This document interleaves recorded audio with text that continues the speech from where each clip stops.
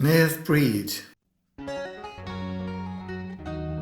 Tá rugg Naomh Bríd I gContae Lú.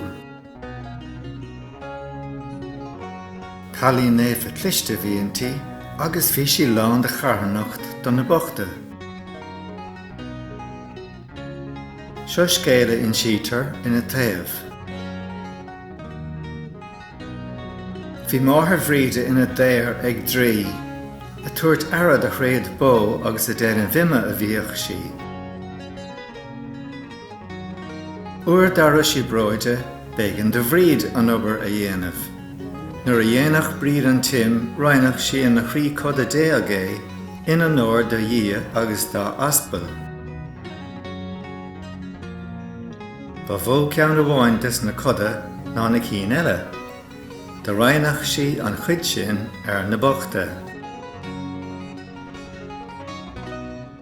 Chúla an Draoi an scéal agus tháinig sé cúthaí lá. Chuir bríd fáilte roimhe agus dul a bhíodh sí béle dó.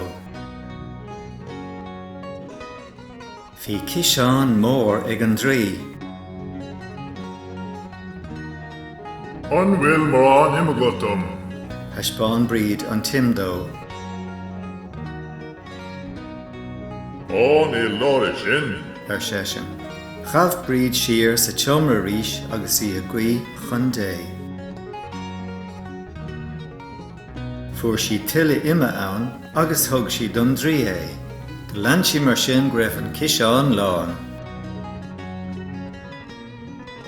Thuig an Draoi gur bhíorúilt é agus scaoil sé saor bríd agus a máthair.